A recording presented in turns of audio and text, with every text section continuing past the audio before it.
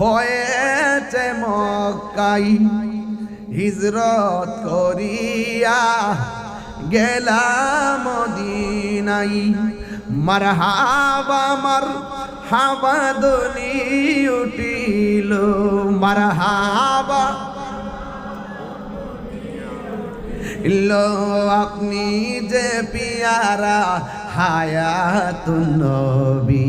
সকল ঈদের সেরা ঈদ হলো পবিত্র ঈদে মিলাদুন নবী। মা আমেনা বলেন, একের পর এক নবীগণ আমার আয়েশা বলে, মা আপনার মাঝে নবীর নূর এসেছে, আমরা আহলান সাহলান জানাইবার জন্য আমার রব আপনার কাছে পৌঁছেছে।